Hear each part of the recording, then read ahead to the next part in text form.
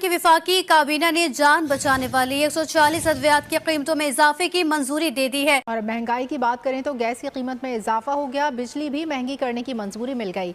नेपरा ने बिजली 5 रुपये 62 पैसे फी यूनिट महंगी करने की दरख्वास्त पर फैसला महफूज कर लिया। ओगरा ने माह फरवरी के लिए LPG की कीमत में इजाफे का नोटिफिकेशन जारी कर दिया। सबसे पहले आपको खबर दें, आज से पेट्रोल की कीमत में फी लीटर 13 रुपये 55 पैसे इजाफा कर दिया गया है। जो लोग ऑलरेडी टैक्स नेट के अंदर मौजूद हैं, सिर्फ उन पर मजीद टैक्स लगाने के बजाय हमने नए लोगों को टैक्सेशन नेट के अंदर लेके आना होगा। तो बड़ी लोगों को उम्मीदें अब वाबस्ता हुई हैं SIFC से भी, और मेन मामलात वो देख रहे हैं। लेकिन सवाल ये है कि ये देखें कि IMF ने जो हमारी प्रोजेक्शन दी है वो 2% से भी शायद 2% है।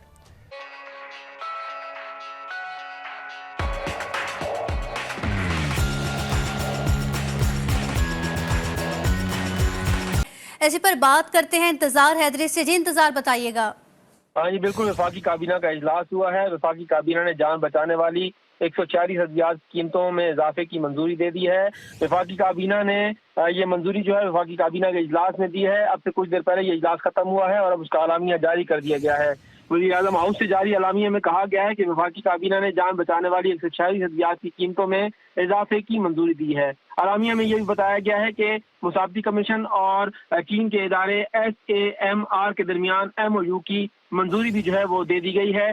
MOU के तहत दोनों ममालिक के दरमियान मालूमात के तबादले और तकनीकी इस्तेदाद में इजाफा होगा। अलामिया में यह भी बताया गया है कि पाकिस्तानी माहिर नफ्सियात मोहम्मद सलीम खान को बरतानवी बादशाह चार्ल्स स्वयं की जानिब से अवार्ड वसूल करने की भी इजाजत वफाकी काबीना ने दी है। जबकि काबीना ने air chief marshal Zaheer Ahmed Babar Sidhu को इटली की जानिब से दिए गए गोल्ड मेडल को वसूल करने की भी इजाजत दी है। ठीक है, जाते जाते भी निगरान हुकूमत ने महंगाई कर दी। ये जो ग्रोथ हमारी हो रही है, उसके बाद आपके लिए खुशखबरी अवाम के लिए ये कि 5.62 पैसा बिजली की कीमत में इजाफा, जिसके साथ 49 अरब रुपए का इजाफी बोझ अवाम पर पड़ेगा।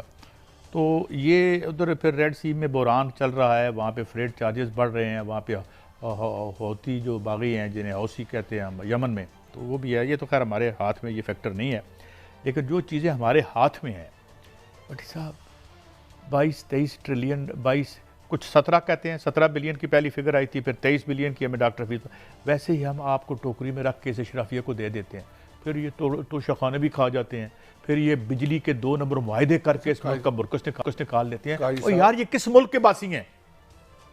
बस ही आप फरमा रहे हैं 2% से ग्रो करेगा। 2% से क्या मुराद है? आपको पता है कि है कितनी गुर्बत? नहीं, आपकी मेरे ख्याल में अभी अब किस रेट से बढ़, आबादी किस रेट से बढ़ रही है? यही देखे ना, ये तो खाई जाएगी, तो ये तो माइनस में ग्रोथ है। नहीं तो फिर इसका मतलब है आपकी प्लानिंग ही माइनस में रखने की है, मुल्क को माइनस करने की है।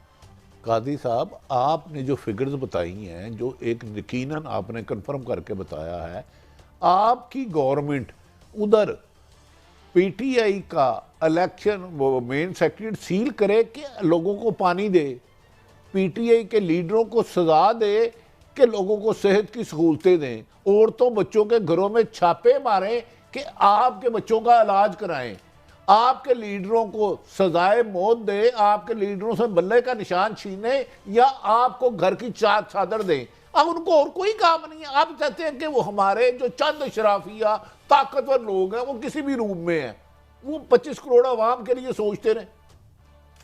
तो क्यों सोचे? अच्छा मुझे एक सवाल का जवाब डेमोक्रेसी क्या हुई फिर? एक प्रोफेसर पढ़ाने वाला उस्ताद जिसे बाप का दर्जा दिया जाता, वो 22वें ग्रेड में रिटायर होता है तो उसे अपनी पेंशन क्लियर कराने के लिए रिश्वत मुबैना तौर पे देनी पड़ती है। फेडरल सेक्रेटरी ब्यूरोक्रेट कोई रिटायर्ड हो तो उसे 5 करोड़ का प्लाट मिल जाता है। तो इस मुल्क में आप किससे इंसाफ मांग रहे हो? पॉलिसियाँ तो इन्होंने बनानी है। नहीं बड़ी साहब, लेकिन ये है ना कि ये कभी एक हद तक ये लल्ले तलल्ले चलते हैं, फिर जो है नहीं ना। अगर उस्ताद को एक रियायत है तो ब्यूरोक्रेसी को भी वही तनख्वाह होनी चाहिए, वही मराहत होनी चाहिए। ये क्या तरीका? आपने तकसीम कर दिया मुल्क को, तकसीम दर तकसीम। फलां दायरे में इस पे चले जो तो ये सहूलतें, फलां को ये। मैंने असातिज़ा को AG ऑफिस पेंशन के लिए मिन्नतें करते हुए, रिश्वतें देते हुए हज़ारों वाक़यात हैं, और एक तरफ ग्रेड 22 का अफसर रिटायर हो, सिर्फ ग्रेड 22 का। साहब इसमें तो ये है कि ये जो कॉन्फ्लिक्ट है ये कॉन्फ्लिक्ट पे ये आप बात ठीक कर रहे हैं कि हमारी पूरी अटेंशन या सारी जो एनर्जी है वो इस बात पे लगी हुई है, फलाने को सज़ा होगी या फलाने को सज़ा नहीं हुई, फलाना ये हो गया। बात ये है कि जो इस मुल्क को चलाने के जो रियल इश्यूज़ हैं, और अच्छी बात है कि इस कैबिनेट ने तो यही करना था, बड़े ये जमहूरियत का जो शिकायत है ना वो करते रहें बात, लेकिन बात ये है कि आपसे तो डॉलर भी नहीं रुकना था, आपसे तो अभी ये इसकी कीमत काजी साहब फिर इलेक्शन तो बादियों नज़र में होते हुए नज़र ही नहीं आते। जितना भी मैं फिरा हूँ, जितना लोगों से पूछा है, तो 1 खरब रुपया या अरबों रुपए लगाने की क्या जरूरत है? चलाते रहो इनको, निगरानों को, निगरानों को चलाने के अलावा एक और भी बात है कि जो सबसे कोई एक ऐसा इंडिकेटर नहीं है कि जिनके बारे में तवक्को है कि ये हमारे हुक्मरान होंगे कि इनको 10 या 20% वोट भी पड़ने हैं, और आप कह रहे हैं जी ये आपके अगले हुक्मरान हैं। काजी साहब अमीर भी क्या सादा हैं, बीमार हुए जिसके सबब उसी उतार के लड़के से दुआ लेते हैं। 4 दफा आप आजमा चुके हैं। आपका मुल्क इन्हीं लोगों की वजह से फी शख्स 3 लाख से ज्यादा मकरूज हो चुका है। उसके अलावा हमारे पास कोई हल नहीं है। इस वक्त पाकिस्तान का जो टैक्स टू जीडीपी रेशो है, जो कि एक बुनियादी इंडिकेटर माना जाता है, वो दुनिया में कम तरीन 8-9% के आसपास है। इसको कम से कम 15% तक ले जाने की ज़रूरत है। और आज के ज़माने में डिजिटल इकॉनमी के दौर में बगैर ऐप लाने के, बगैर डिजिटलाइजेशन के ये टारगेट अचीव नहीं किया जा सकता। तो मैं समझता हूँ कि अगर ये एक आसान ऐप है और जो पूरा पेमेंट सिस्टम है उसको इससे लिंक कर दिया जाता है, और देखिए ये जो ऐप लाई जा रही है इसको आपने दूसरी बात के स्टेट बैंक जो करेंसी नोट लेके आ रहा है उससे भी लिंक करें कि जब करेंसी की ट्रांजैक्शंस फॉर्मल सेक्टर के अंदर होंगी, डिजिटल पेमेंट्स का रुझान ज़्यादा से ज़्यादा होगा, तो ऑटोमेटिकली FBR को भी टैक्स कलेक्शन में मदद मिलेगी। तो मैं समझता हूँ कि अगर हम 3-4 अवामिल को अगर मद्देनज़र कंबाइंड देखें, मिलाकर देखें, तो मैं समझता हूँ कि पाकिस्तान का टैक्स टू GDP रेशो बढ़ाने में, टैक्स रेट्स को कम करने में, क्योंकि देखिए हमारे यहाँ मसला ये क्या रहा है कि पाकिस्तान के कॉर्पोरेट और इंडिविजुअल टैक्स रेट हमेशा से बहुत ज़्यादा रहे। वो ज़्यादा इसलिए रहे हैं कि थोड़े से लोग टैक्स देते हैं, ज़्यादातर लोग टैक्स नहीं देते। तो जब टैक्स रेट में इजाफा होगा तो ऑटोमेटिकली जो आम आदमी है या जो एवरेज बिजनेस है उसके टैक्स के इंसिडेंस के अंदर भी कमी आएगी और इससे फॉरेन इन्वेस्टमेंट के रास्ते भी खुलेंगे।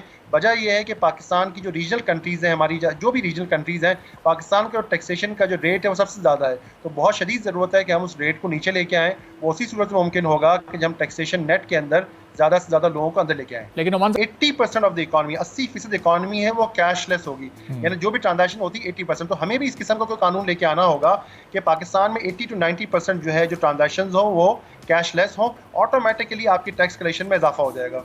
ठीक है। अब नुमान साहब, ये तो वो इकदाम हैं जो सारे मुल्क के अंदर किए जा रहे हैं, लेकिन अब जो बैरूनी कर्जे हैं, इस वक्त चीन ने अपना एक कर्जा रोल ओवर कर दिया है। $2 अरब पाकिस्तान को 23 मार्च तक वापस करने थे। इस तरह से कब तक पाकिस्तान रोल ओवर्स पर चलता रहेगा? ये ज़ाहिर ये कर्जे वापस भी करने हैं, और पाकिस्तान की इकॉनमी कब तक इतनी स्टेबल हो जाएगी कि जो अगले 6-8 माह की या 1 साल की जो पेमेंट्स हैं इनको हम फिर रोल ओवर ना करवाएं, बल्कि हम इनको अदा करना शुरू करें?